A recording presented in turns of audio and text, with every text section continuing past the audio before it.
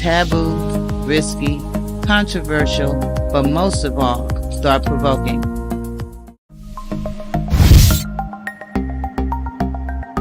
Welcome to Unspoken Conversations. Your words have power. Together, we will have a multi-generational conversation on topics that are considered taboo, risky, controversial, but most of all, thought-provoking. All right, good evening. We are live. I'm so excited. Thank you, everyone, for joining us. Let me first say that it is a true honor and pleasure, as well as a blessing, to have the opportunity to share my space and platform with my friend, my brother, Minister Anthony Davis. I want to say thank you very much because this platform is just starting out for me. It will be 1 year actually next month, and viewership is it's relatively low, but that's okay because I'm gaining momentum, so I got to keep it going. But for what you wanted to use my platform for, I felt like, okay, I don't know that I can get you the exposure that that you want, that you need, or what have you, but you said otherwise, and you are entrusting me to be able to get the word out about your book. And so, like I said, I feel honored and privileged, and I thank you again. And then I had an epiphany when your book hits the New York Times bestseller list. I will have had the very first interview. Amen. So yeah, we claiming that right now. New York Times bestseller list. So without further ado, we are going to go ahead and get this started. I want to say hello to my co-host, Mr. Brandon Hayes, who is developing a following. How you doing? So excited. I'm just like overwhelmed because I know that God is getting ready to take this to the next level. So enough said about that. Let's get into it. So, Anthony, before we start, is there anything you want to say really quick? Mrs. Davis, is there anything that you want to say really quick before we get into this interview? What you want to say something? No, I'm good. I'm ready. I've been ready. Yes, I'm ready. About our encounter a couple of weeks ago, I have a bad habit of no longer running from God, but listening. So that's where that came from, just to let you know. I was being obedient to whatever he was telling me to do, for whatever reason. So God told you use this platform. Yep, he did. This podcast. Yes. I receive it. Mm-hmm. I receive it. Really quick, just want to put the phone number up. The number, as you see scrolling across the screen, will allow you to call in, and you can be live on the air with us.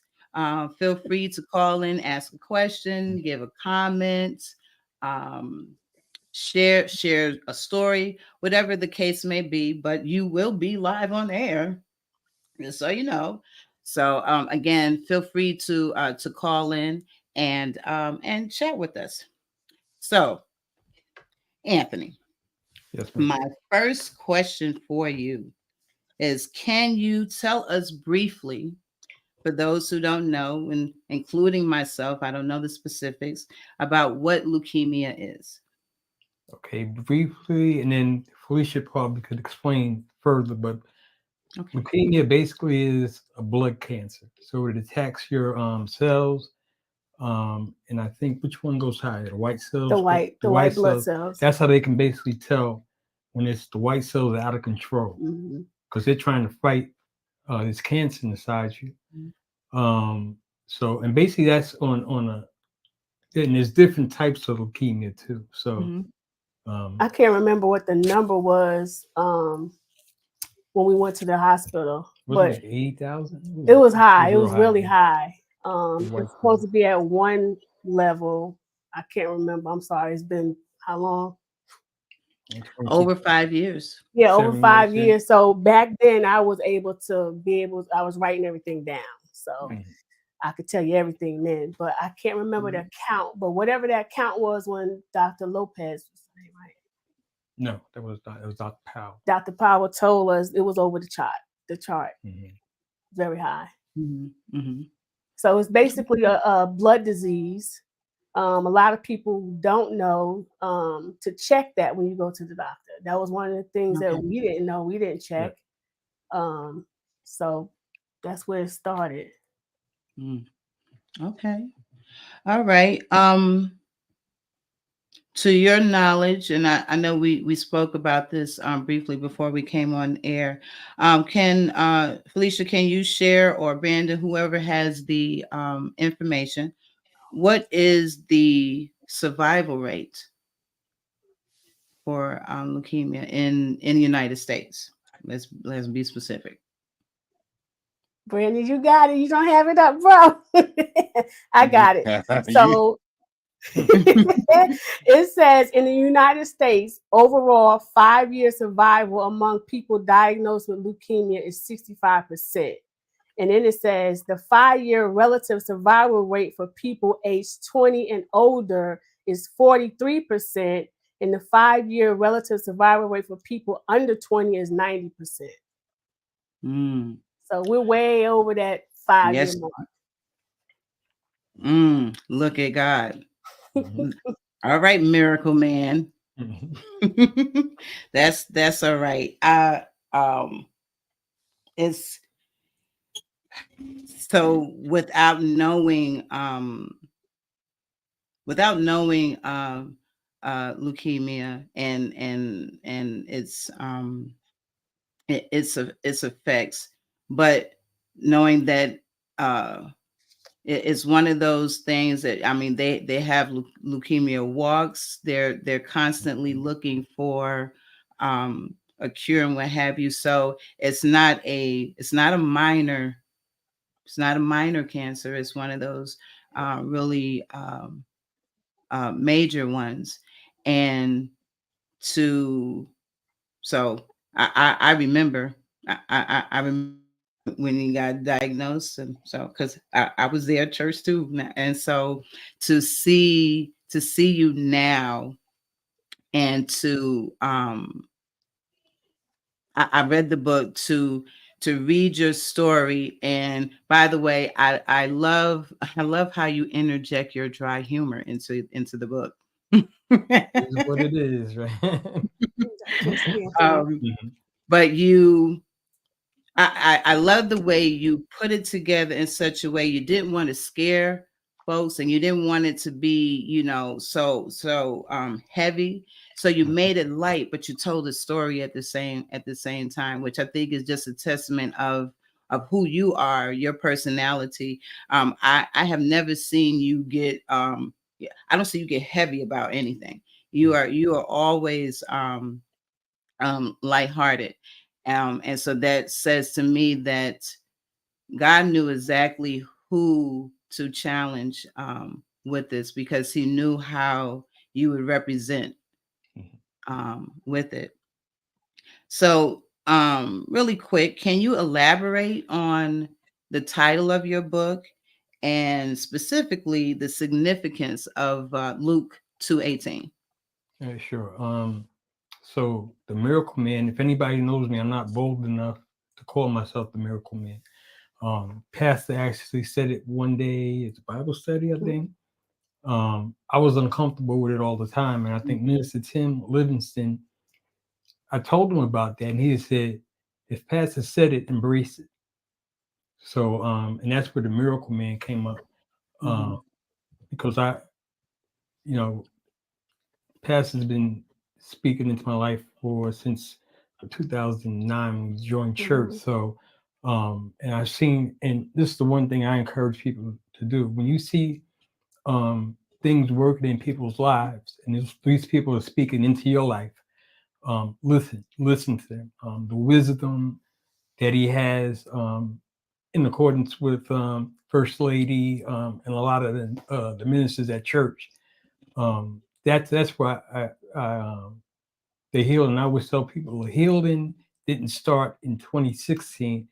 It started when I was born, meaning that every person that I was able to tap into up until that point helped with the healing process, if that makes any sense. And now this is where I am a little knucklehead.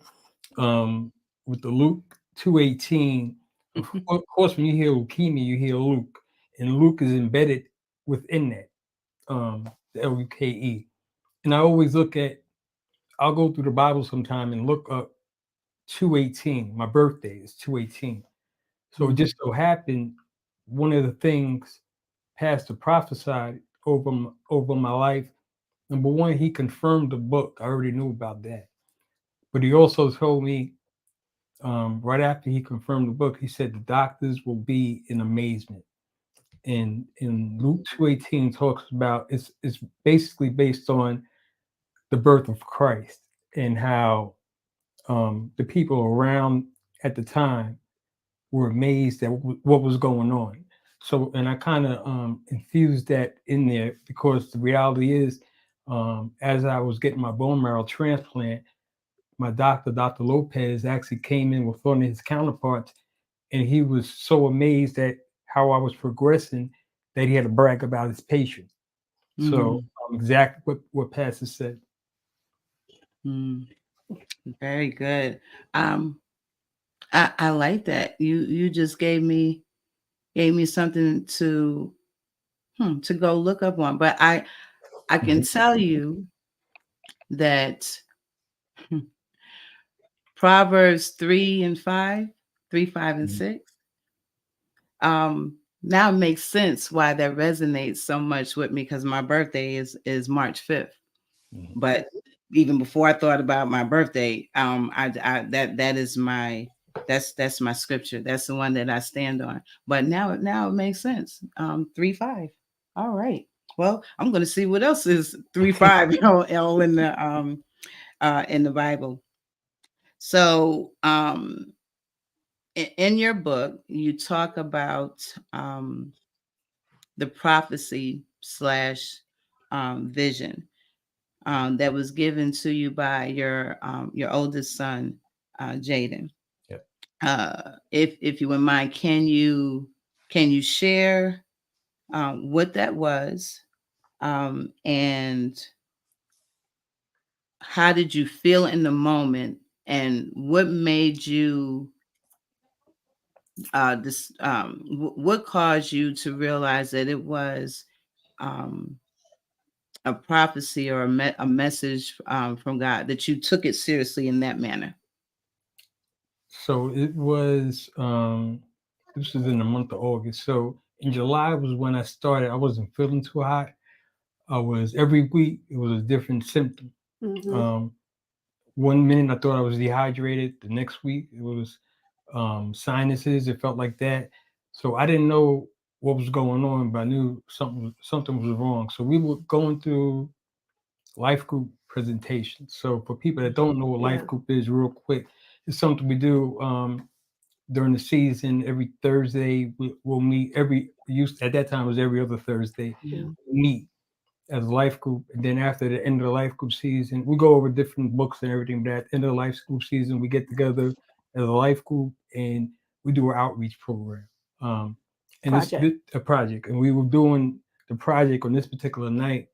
And usually our son goes into the children's church on Tuesday night. Now we weren't presenting, but we were watching the other presentations. So Felicia, she tapped me on my arm and she said, Jaden was crying uncontrollably. So I looked at him. I said, "What's wrong?" And he couldn't talk because he was crying. That's how bad he was crying. So I said, "Okay, we'll talk about it in the car." So after church was over, after Bible study was over, we went into the car, and I said, "What was going on? What happened?" And he said, "I had a vision. Vision." And when I heard that word, kids usually don't say that word. They say daydream, a dream, or whatever. He said vision. That grabbed my attention. So then I asked my sister, "What happened?" He said, "I saw you you went to the hospital and you died like that." So I had to explain to him the process of a vision. I said, God will show you the beginning and the end, but it doesn't necessarily happen right away. But that grabbed my attention. So I knew, and that was August 16th, 2016. It was a It Tuesday. was a Tuesday night.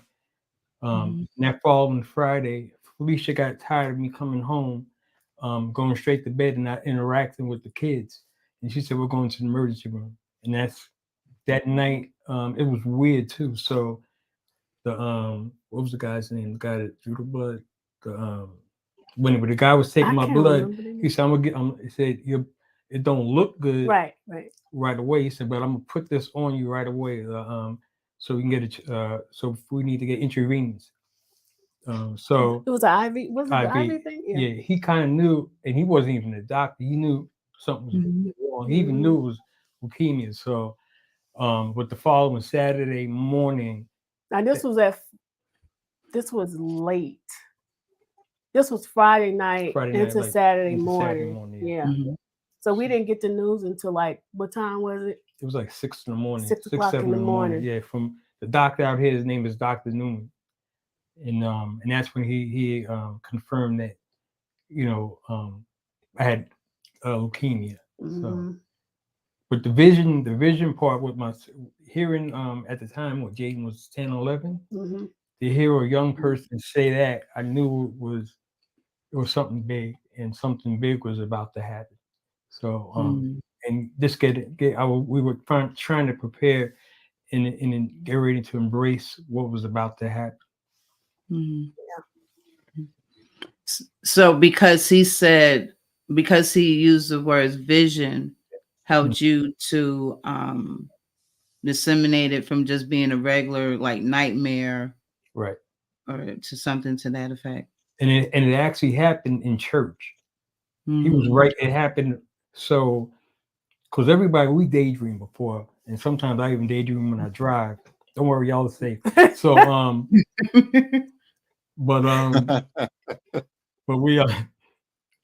but we daydream, and you can actually, like for me, I'll have visions and see the whole thing in front of me, and that's what happened with him. And I always told him, just because you see something that looks negative, when you see a vision, always share it with me. And so this way we can interpret it and maybe help out and try to figure out what's going on, and what we should kind of be prepared for and what to look out for. Okay. Randy, yeah, something you wanted to ask? I have no. I mean, I'm listening. My son's great grandmother, she passed away from leukemia. Wow.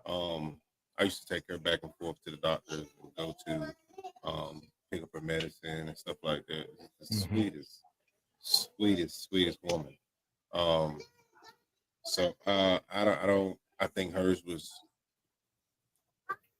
further past to be able to catch it, and then top of her age as well. But I mean, she still lived a beautiful life. Like anytime you spoke to her, she was, "Hey, how you doing? Oh, what's going on?" So she still, no matter her circumstances, she didn't wear it like on her face, or with her actions. She stayed positive with everything, and was still always willing to lift people up. And it's seeming like this is the same exact thing, and it's good to see.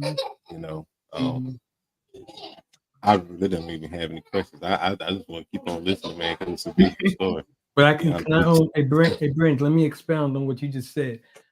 Like for me, anybody who really knows me, I like to joke around, and I will never let a situation dictate how I'm supposed to be.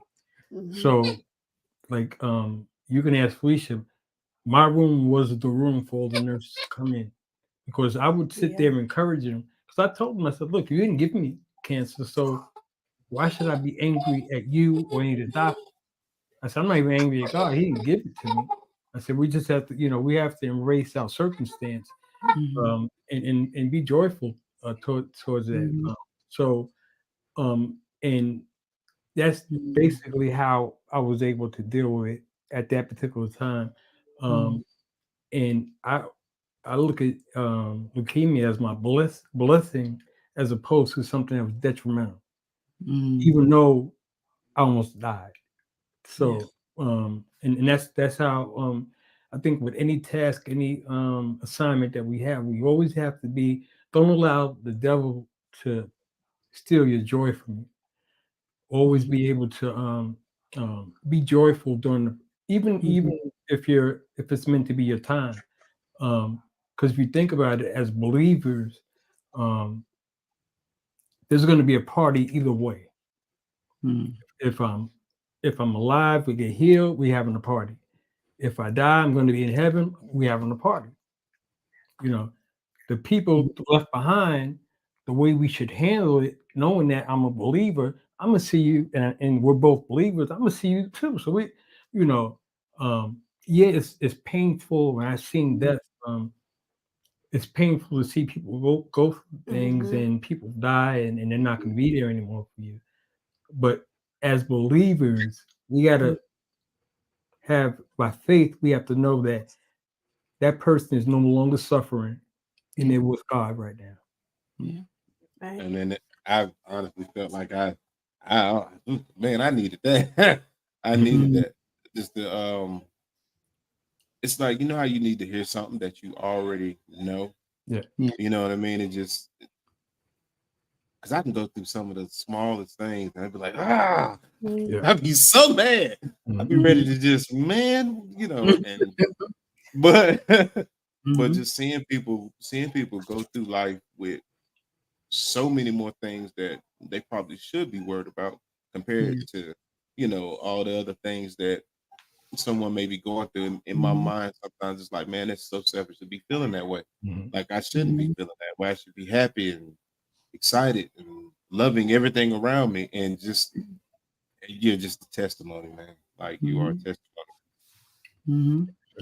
But well, I would say now we got to be realistic because even Anthony, even you said, when you initially get that diagnosis, you have a flesh moment.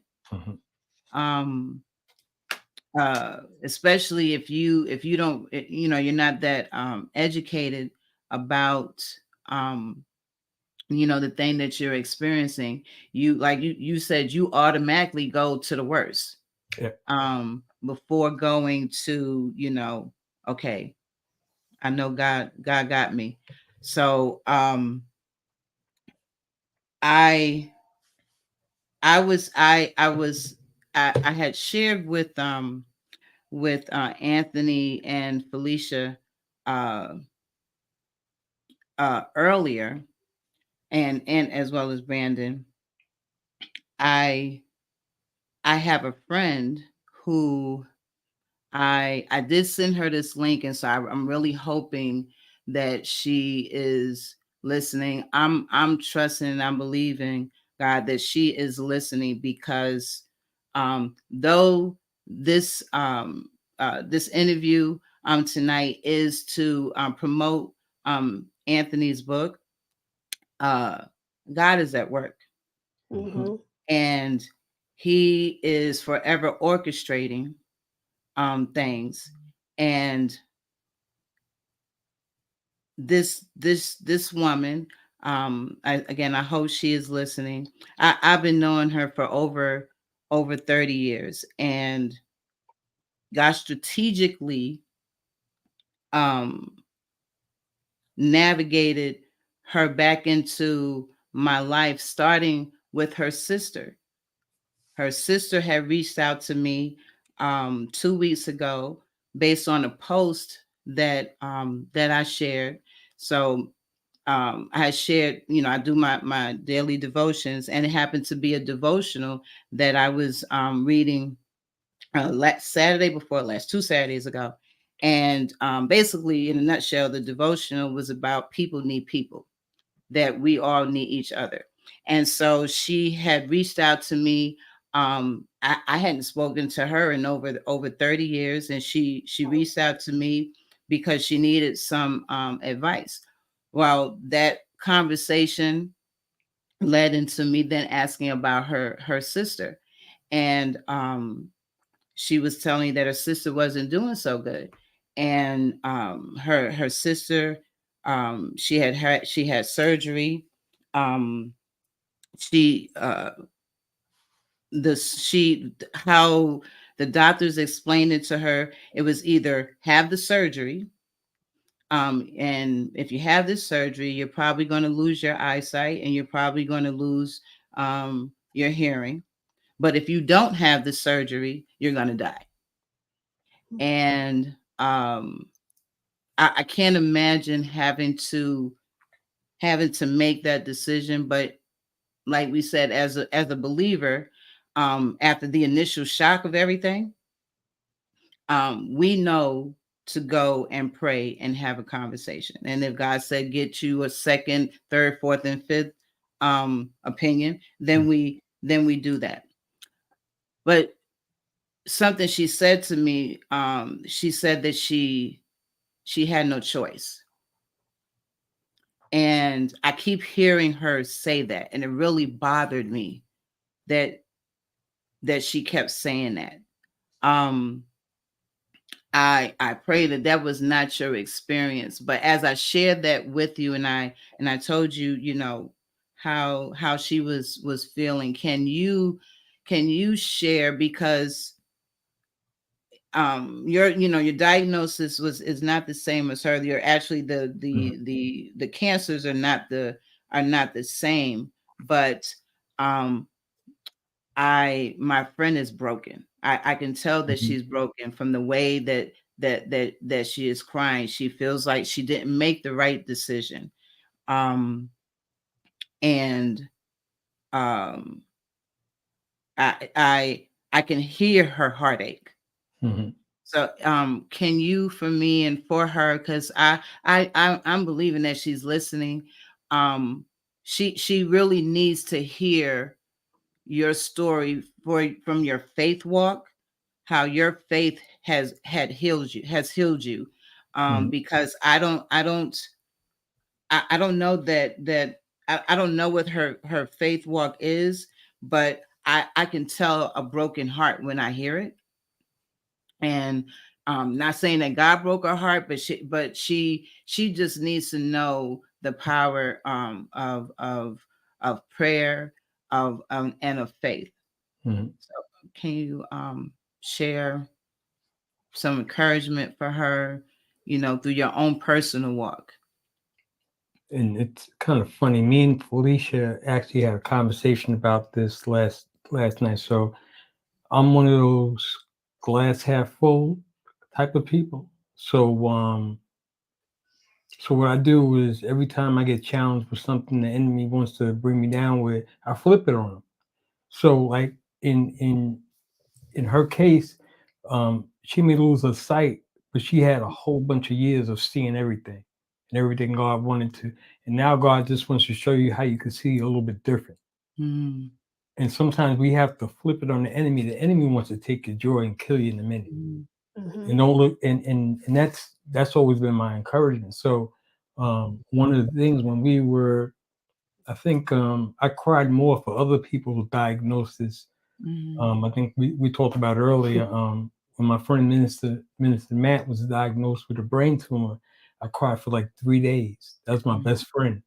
And to hear that, the first thing we think about when we hear cancer is death. In 2016, early, my friend at the time, elderly elect Trent, he was diagnosed with cancer. I cried in his office. What's the first thing you think about when you hear cancer is the death. But both of them, at their point of knowing what they were going through, encouraged me. I'll be good. I'm all right. And that's from a point of, let's be grateful, not for the diagnosis and not what you're going through, but let's be grateful for what God got you to. And there's so much. We always break things down to life and death instead of celebrating everything that God has done in our life. Yeah. And this could be like a temporary test for her. Yeah. Like she's lost sight in one eye right now. He may be putting something into her like, okay, I need you to walk this way, follow me. And then who's to say that once she walks with him, she may get that vision back. If she's not paying attention and not listening, then it could be just like a walking testimony for her, just to listen and for you to come back into her life after 30 years. There's a reason for it. A reason for it. So this platform that you got going on right now, I'm hoping that she does reach out, and this could just be just a small little seed right here, just to walk in it, and then who's to say next year this time both vision comes back. And one other thing, and at the same time, yes, it's easy for us to say what we can and can't do, how we should respond, because we're not physically going through it. Yeah. But I'm gonna tell you from like you asked me, from my point of view, I could have sat and moped about it. The difficult thing through this whole process wasn't me going through it, but watching other people going through it and not make it. Right. So, but at the same time, understanding, look what God gave me a second chance at marriage. He gave me 3 beautiful children. I have a grandson. Every day I continue to praise God for what may seem little, but they're huge to me. Anything God does for us is huge. So, and the fact that we have, like, say, actually, it happened to me. I was losing my sight this year. I had to get cataract surgery. And the only thing I kept thinking about during the process, because I was getting blurred vision, not knowing that it can be fixed, trying to remember what everybody looked like that my 50 plus years.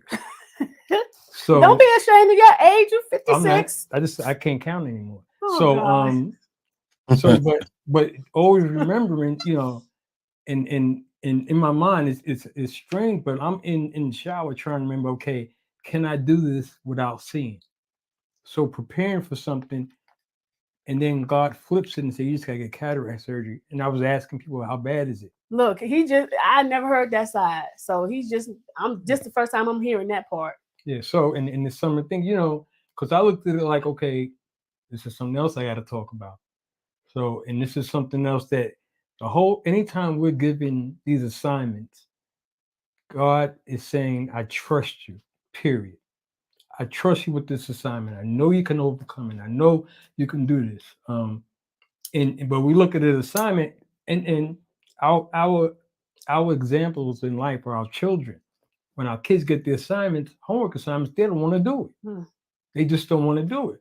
And they feel like they can't do it. But God lets you know that you can do it. You can overcome. You can do this. And even at that period of time, yes, I'm not the same person after leukemia, after the bone marrow transplant, but I'm here, and I'm here to tell you and everybody else about what God can do in your life, and how you could just be look at things a little bit different. Don't look at it as something God's taken away from you. He's trying to get something to you.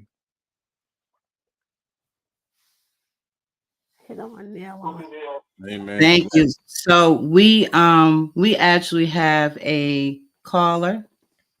So caller, you're on the air. Hello. We actually have a caller. So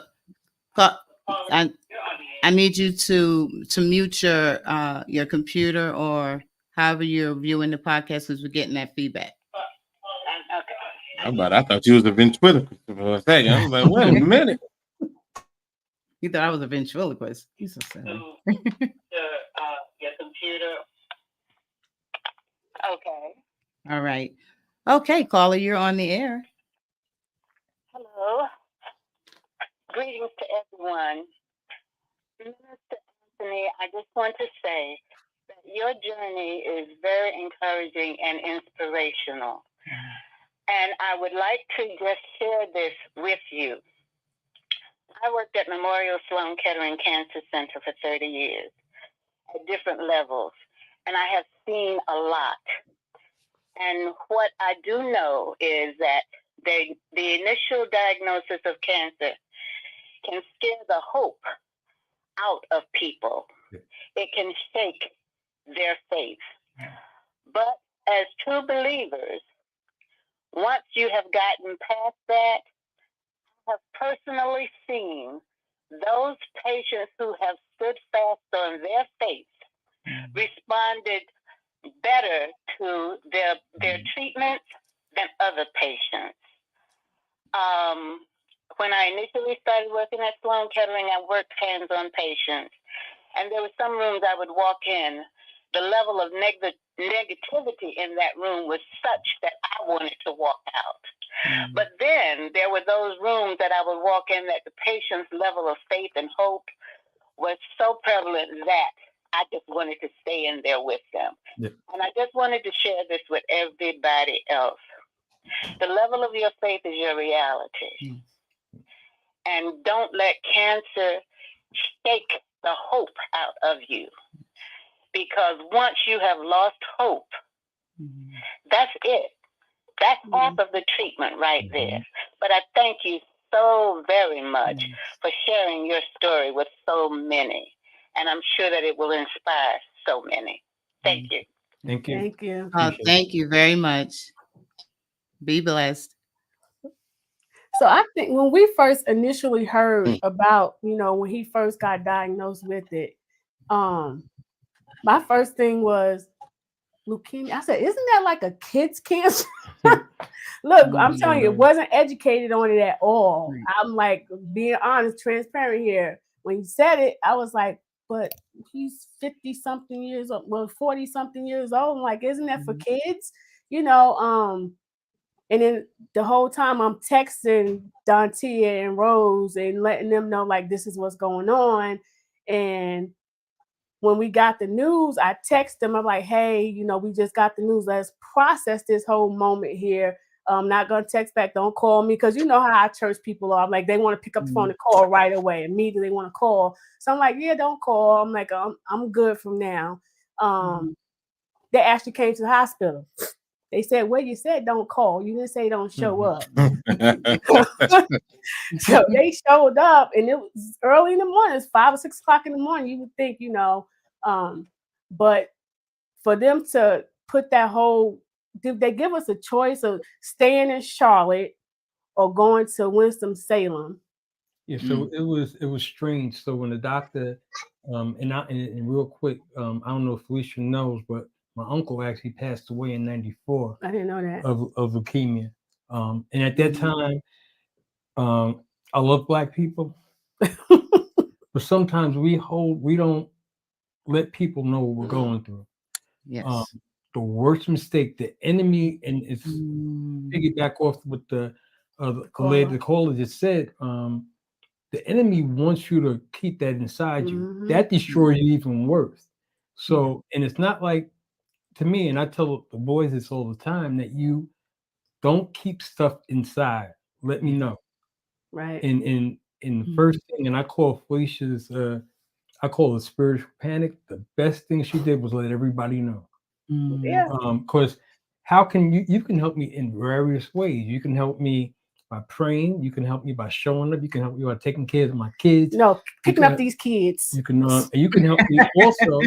There's another thing, and people don't, and this is what I think people all the time, even if you didn't show up, because you were obedient to whatever God told you to do. And sometimes we tend to always want to show up. God don't want you there. And it sounds weird, but God doesn't always need you on assignment to go in there. Of course, you have pastor and first lady, yeah, they're coming. And we have ministers that are on assignment that for that week that will show up. Yeah, you're called to do that. But not everybody, because you may be praying the wrong thing. Because the one thing I prayed for with Minister Matt was, I said, whatever you do, God, I said, either heal him quickly or take him home. But whatever is your will, not my will. Because we can will the spirit, we can will the flesh to stay here when the spirit wants to go home. So and that was, and we were talking about, and when we were talking about the diagnosis of it, we were told right away, the doctor, we had a great doctor here in Matthews, Dr. Newman. He said, I want you to get treated by the best. I don't want you to be in Charlotte. I need you to go to, we say yes right away. Like dumb, you say, okay. And but in my head, I'm thinking, I'm like, oh my God, I don't got no clean clothes. The house is a mess, and the kids, they got to go to school. I got school shopping. I'm like, yeah, okay, I'll meet you there. And we got the best advice from my older sister. She said, well, what do you know about this? What do you know about that? She said, well, why don't you just go see what they're talking about? Yeah. Go up there and go for the ride. And that was the best advice. Again, utilizing every tool that God's given us. Church family, biological family, friends, people we didn't know. And then always talking. And then here's the flip side. People were complaining that we were posting too much. I'm saying, like, can I speak on that? That's another thing, you know. Can I speak on that? But we don't know who needs to hear what we're saying. We don't know who needs to hear what God is saying through us. Because I got nothing to say. I'll tell you a joke here and there about a chicken crossing the road and everything. You got jokes all the time. But the reality is, I don't Not know. the chicken. Yeah, no, you know my grandson had another. But go ahead with the. No, yes, there was times for y'all when back then I was on Facebook Live, because I would get so many text messages. How's he doing? How's it? So I figured, I'm like, I'll let y'all walk with me. So I would go Facebook Live, and I had a few people would just, Felicia, you're doing too much. You're posting too much. It's too private. That's between you and Anthony. I'm like, well, then unfriend me, because this is what I'm going to do. And if I hadn't documented that stuff, we wouldn't have remembered. In the book, when a lot of stuff would have been left out. So yeah, I posted.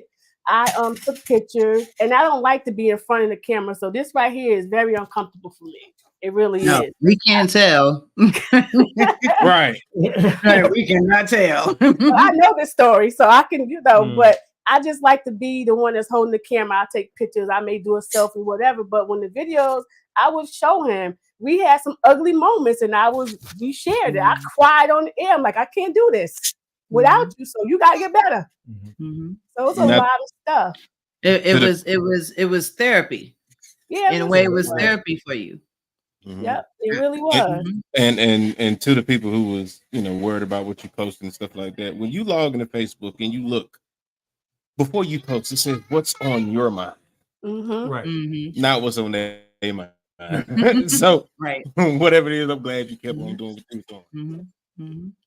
Well, I think too, there's something to be said about being obedient. So, like, I'll be the first one to say, our for every now and again, like our pastor, he would have testimonial service. Some people tend to pop up every single time we have testimonial service. Okay. Me, I'm not that person. I believe that you give a testimony when God say give a testimony. Right. And it may not necessarily be every single time. And so I think, in y'all case, number one, I know that you're not necessarily, so well now you're an open book, but during that time, it's funny when we go through things, for the most part, when we go through, that's the first time that you've gone through it. So you don't have no experience in how to handle it, how to maneuver it, what you should and should not do. You are literally wide open. You are at your most vulnerable. And you tend to do things because you don't know how to navigate it. But then I think it interesting because I don't know who those people were, and situations in our lives have a way of revealing people. And yeah, I'm gonna just leave it there. Situations have a way of revealing people. So yeah. But at the same time, on that note, it was something like I was saying before. If your child wasn't around for whatever reason, they're in college when they're really in jail. You know, sharing, like if something, God forbid, something one of my sons or even Hannah, they do something that ends up in locked up, I'm not gonna love them any less, and it doesn't reflect on me. That's just something that happens. Things happen like that. So, so it's important. Like again, the whole thing for us keeping stuff in, that's a trick of the enemy. I don't want to know anybody's business, but I lead by example. I'm an open book. And I'll get short answers if I don't know you, but if you ask me more questions, I'll give you more answers. So, but my purpose for what I went through, because I was told through sermons about Noah's story. Noah told his story over 100-something years, the same story, flood coming. Flood coming. Then you have people doubted saying the same thing. Ain't no flood coming. What are you talking about? Flood coming. Flood coming. Same story over and over. Flood came. So the purpose of our stories and the stuff we go through is never for us. So when I got leukemia, I knew it was a bigger picture than me getting healed. It was a bigger picture, me going through the process. It was bigger for somebody else to hear what I'm going through. Even some of the people we talked to that didn't make it. So in older and younger, the whole thing, and you have to deal with the other part, the survival remorse thing. And you ask God. That's the only time I've asked God, why me? Why you choose me out of all the people that you could have chose? What is it about me, or what do you need me to do? So to that point, when I hear anything that sounds even close to my plight, then I have a dialogue with God. And if it's something right away, like me and you meeting at the church, that was instant. I knew that was right away because I know you. You're not, you're driven by God as opposed to an agenda. So, and that's how I operate. Wow. I have so many questions. But I want to be respectable of everybody's time. So I only have two, and if you don't get to the second, then that's fine. But I think that this next question is really important. With regards to the prophecy / vision, the what Jaden said to you was that he saw you go into the hospital, and then he said he saw. Now, did he say he saw you died or he saw death? What was that last part? He said he saw me die. He saw you die. So clearly you didn't die.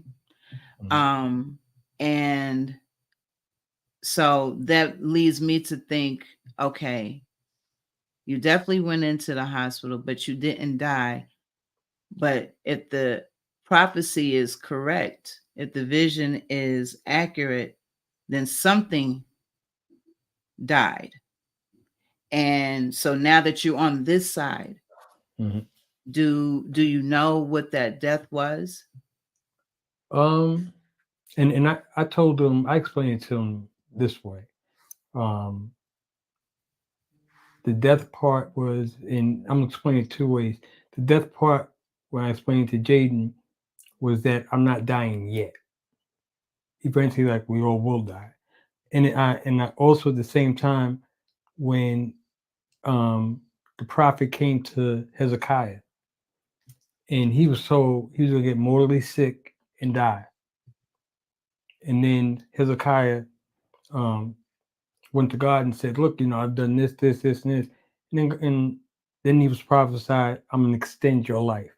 So during the time when I was first in the hospital, a friend of mine, Troy, he came to the hospital room and he basically gave me a mini sermon, and it was on the book of Isaiah, 38:1, I think. And then when he told the story after he said it, I said, "So Troy, what are you telling me? I'm about to die?" Like that. So he said no. He said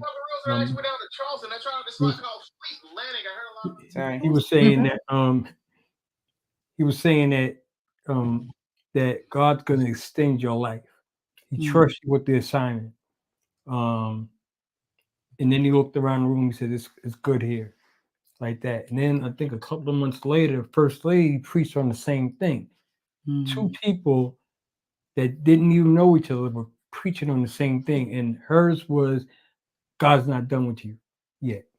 So that all in a nutshell was. So I explained it to Jaden that he did see me go in the hospital. Yeah, he did see me die, but God's not done with me yet.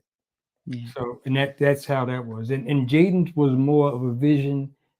And what Pastor has said to me was more prophesying. So that's how the visions Jaden, prophecies Pastor. Okay. Vanessa reiterated for us, like you said, God will show you the beginning and the end, but it doesn't necessarily happen back to back. Right, in that order. Right. Or it may the death part will happen if you don't listen to the vision part. Because the reality is, if I didn't listen to Jaden, if I didn't go listen to Jaden and listen to my wife, if I didn't listen, I would have died. Because I think when the death part, Anthony did die. If you look at it this way, you did die because guess what? You walking around with Glenn in you right now. His bone marrow, you're 100% your brother. So something was there that did die, even though you're in the physical, if that makes sense. Yeah, like I would have thought about it a little bit different too. My mom, she had cancer.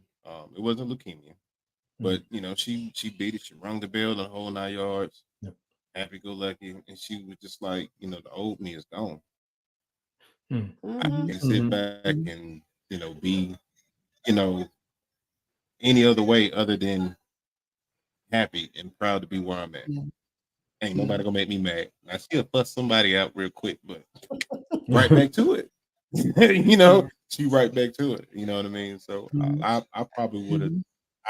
In that moment, I probably would have. Like as you were saying it, for me, I felt like maybe he saw the death of the old you and the birth of something else, a newer you, because you even said that God gave you. You felt like God gave you a second chance at marriage, a second chance at life, and the second chance with your kids. So it could have been the death of the old and the birth of something new. Being renewed. It's funny you said that too, Brandon. Actually, when I went back to church, we went back October 2016. Look how he remember these dates. When we went back, we were trying. And I just got my port installed. I already got choked up. My mother job is still over. And she was happy to see me, but she didn't know I had the surgery, and she choked me and it hurt. So we decided after church to take a different route out to try to avoid people. And we ran into more people going to KLI, and I saw one of the young ladies in they used to be under me in the youth ministry. He said, "Oh, Mr. Anthony," Joe Wilkerson's his daughter, Aaliyah. He said, "Oh, Miss Anthony, looks like you got new skin." And I said, and of course, the chemo did crazy stuff. Like right now, if you touch my hands, it's like real smooth. It's really weird. So, but like Brandon said, a lot of things that I had before, it's like a new body now almost. So even like Felicia was saying with the bone marrow, we had a rebirth day. Yeah. We had a rebirth January of 2017, right? Yeah. On the 10th, wasn't on the 10th? On the 10th, yeah. So I remember that day because it's my brother's birthday. So it was strange. So yeah. So Vanessa pointed out it also could have been the death to fear and the sadness you felt behind the prognosis you heard from Matt and Trent. I will say in reading your book and the some of the experiences that you elaborated on the staff that you met, people that you met and what have you, that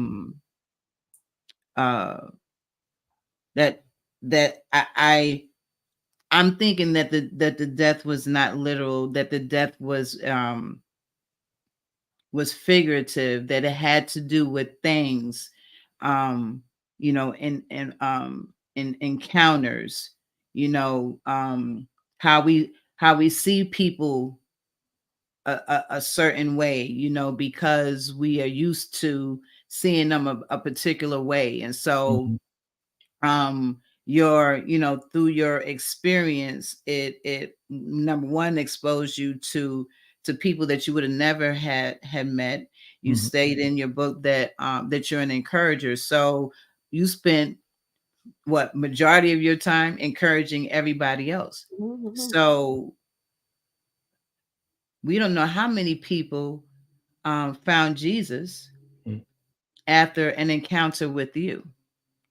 So I thought of the death to be something along those lines. And so but that was, you know, there's your walk. So it's just me, you know. No, but they're good. They're all good observations though. And I think maybe we're all right. You know, I don't disagree that much, do I? Well, anyway, so but yeah, we can all and I think and it's similar to like how, you know, we can go to a sermon with the same Bible verse, but get different things from it. So pastor can preach 3 different times, and you can go to all 3 services, and you get 3 different messages. So and none of them are wrong. So, and I think it's important that I think we embrace whatever the meaning means to the person I'm talking to. That's what it meant for that person. Travis says that, Felicia, I was looking at it as the death of the leukemia having to cease and leave the body.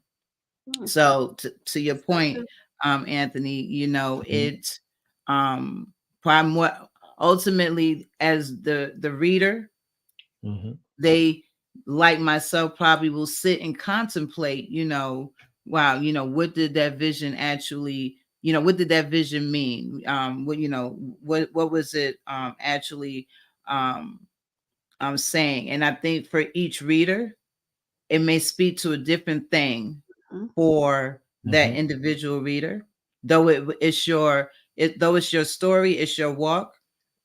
You didn't write this for you. You wrote this for us.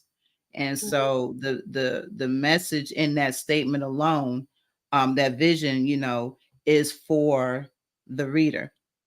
Last question. So yay, we get to my last question. My last question, because it happens to be one of my favorite lines in your book.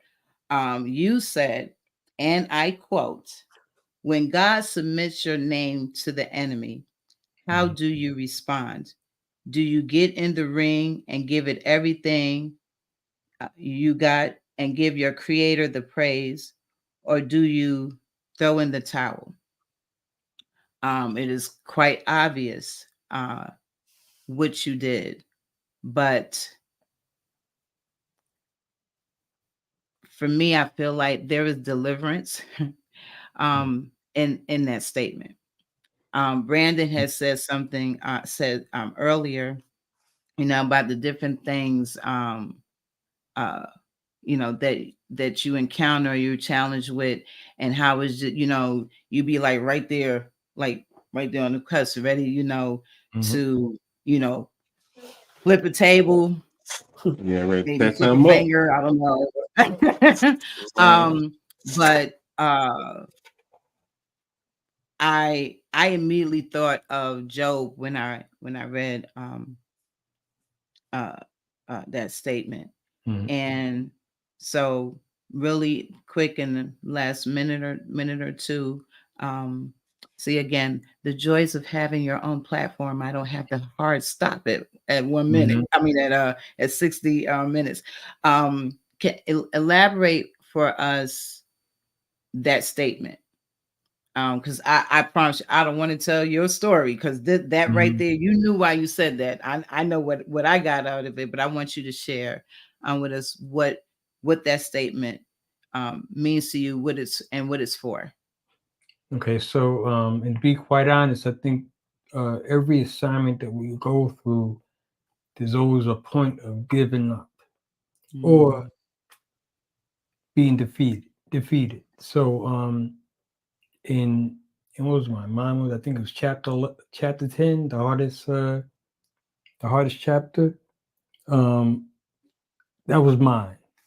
When you actually this is what I believe in. I just say in the book that the devil waits when you're really high up. On the way up, he's not going to bother you. But when you get to the point that you're about to overcome and break through, that's when he gets you. And that's when we give up, right when we're about to overcome or whatever we're going through. In the perfect, when I was in the hospital at Duke, I was about to be released, about a week into being released, when I saw the devil. And it was real. It scared the book out of me. I didn't want to do the book after that for a while. I was scared to, when we left the hospital and we were staying in Raleigh in an apartment, I was scared to look in the mirror because I saw the devil that night. And it scared me so much. But the end result, we have to know, I knew I was on assignment. So it took me a long time to actually I had to get back into ministry first to get distracted, to get back into the writing piece. Because and that comes from having the right people around you too. One of my friends every Sunday used to ask me, "What's up with the book? What's up with the book?" So going through that whole process of seeing the devil and getting you kind of off a little bit, you need somebody to help pull you back on the road. So you have to have the accountability piece with you people. You have to have encouragers around you. Now that's the bad thing about our gifts. I shared this with somebody before. Our gifts, we love to do our gifts, but we never receive it. So me as an encourager, it's hard. I'm around people that aren't encouraged, so they're not encouraged, so I don't get encouraged. So, and it's hard you have to find people that'll like you to some degree to get that encouragement piece. But that's basically in a nutshell of and my faith is so strong that I'm at a point of expectation, not faith, because and we all have to grow at different rates. You have the I don't believe, little faith, then you expect. Knowing that. So and it's a building process. It's not like it happened overnight. Again, and I think I said it earlier, the healing process started for me back when I was born with the people around me. And I'm a listener, so I listen to people. I don't care how young you are, how old you are. Everybody that's brought to you has something to say to you to help you get to your next step and your next level. So I know I said a lot. I hope I answered that question. You did. But I like that last thing you said. You said everybody that's brought to you is designed to take you to your next level. And I think that's good or bad. Right. Because even those who bring the trauma and the drama, that's still a testing to see who you are, what you have overcome.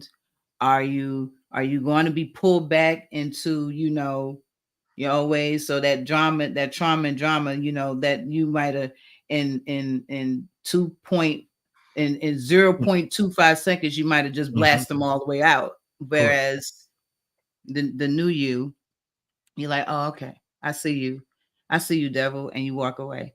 So yes, I completely understand what you said, and I so appreciate you. This has been awesome. So what is next on this journey? I believe we have a book signing coming up. Correct. Yes, it's Friday, the 3rd.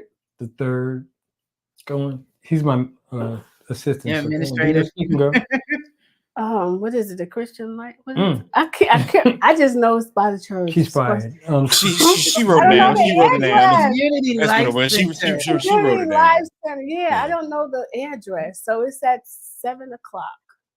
So you have. Is it at 7? It's at 7. Yeah, 7 to 9. 7 to 9. 7 to 9. Okay. And it's gonna be like a little intimate. No, okay, I can't tell y'all, but yeah. Okay. So you got a little peek of tonight, but Friday is a little bit different. So even if you purchase the book, we still want you to come out. Still come out. And so, Anthony, will you actually be signing books? Yes. Okay, everybody. So I'm short my answer with that. I'm not giving. That's all I'm telling you. What? That I'm doing. So what? I'm just gonna tell. No, she said, "Well, I'll be signing." I said, "Yeah," and I left it at that. Could be some other things going on, but we like that. So. Oh, you got surprises. All right. Well, nonetheless, you want to run out and get the book. You want to share how people can purchase your book? Okay, sure. Yeah. You can go to number one, my website as amarkdavis, amarkdavis.com. You can go there. It's better seen on a tablet or your computer, but if you have an iPhone, it's kind of tricky. So that's one way. You can also, it's available on Amazon.com. Just look up the Miracle Man, or you can look up my name, Anthony Mark Davis. It's only available on paperback right now, but I'm getting the ebook out there soon. So so your website is you said it's Mark Davis? Yes.com. That's my name, Anthony Mark Davis. See, there he go. You see, right? What? No, I'm not trying to be. Y'all see what I have to do with. I wasn't trying to be slick. I was trying to be. I was letting people know that's what because when I told some of my friends about it, they want to call. Say, "Hey, A Mark." I'm saying, here we go. So it's all good though. But yeah, amarkdavis.com. Check it out. There is a video on there in the beginning that shows part of my walk, physical walk. You can get it from there. Or you can just come to the church on church Friday at 7:00 and get your books right then and there. Yeah, to the counseling center. Counseling center, yes. Well, listen, everybody, you must go get this book because we have already claimed it that this book will be on a New York Times bestseller list. You are now currently speaking to a New York Times best-selling author because we believe that what a man puts out into the atmosphere, so it is. So we gonna claim it in advance. Anthony, thank you very much for giving me the opportunity to be the first one to interview a New York Times best-selling author within my first year of my podcast. I'm making big time accomplishments. I'm so excited. But thank you again for trusting me with this opportunity. I received what you said earlier. Thank you for being obedient and again and trusting me. My co-host, do you have any closing remarks? I just want to say, man, it was a blessing to be able to be here. It's an honor to be in your presence. You know, to know that you've made a mark, Davis, on this life. You see what I did there? There you go. It's all good, Brandon. I love it. You know, I'm definitely glad to have had this opportunity. You know, I mean, it's a very humbling situation and a better way for me to see things. I got so many nuggets out of everything that you were saying, you know. So I know now I have a little calmer demeanor when I'm out there on that road driving. And I ain't gotta fuss too many people out and blow my horn, my air or whatever. But yeah, man, it was definitely good to have you. I appreciate it. Appreciate it. All right. Well, everyone, thank you again for joining.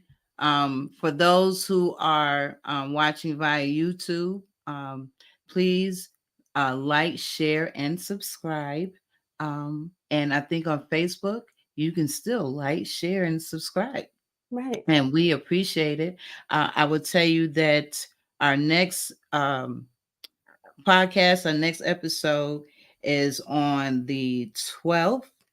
And the title of November 12th, excuse me. And the title of that conversation is They Are Trying to Steal My Legacy. That's all I'm going to say. I will put a little brief explanation, but you want to come and join in that conversation.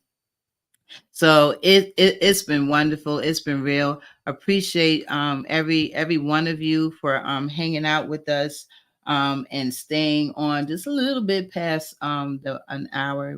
We at about an hour and 12 minutes. But thank you again. We appreciate all of your love and support. Thank you, Amy. Amy says, praise God, your testimony will bless so many as it has blessed her. Vanessa Knight, oh, I missed this. We have to get the book. Vanessa, guess what? You can go and watch the replay. It is available. Come and get the book on Friday. No, they can't. Right. It's available on Facebook and YouTube, and we will see you on Friday. And my other Vanessa friend, she says, and the tissues. Girl, look. And Rob says, awesome testimony, Anthony. And Felicia, I just want to commend you because you did excellent, y'all. She didn't want to, she said she wasn't going to be on camera. She said, what am I going to say? I'm just going to be sitting there. You did very well, ma'am. Thank you. I appreciate it. You did excellent. You are still that Proverbs 31 wife supporting that husband. I try to. She is. I'm a superhero. She I like it. We got to get her a cape. Yeah, we're gonna tell the Gigi's to get you a cape. Oh, look, Rob said good job, Felicia. Thank you, Rob. All right, everyone, be blessed and have a wonderful evening. Unspoken conversations, your words have power. Our goal is to educate and inspire positive action that will motivate change and understanding. Thank you for joining us.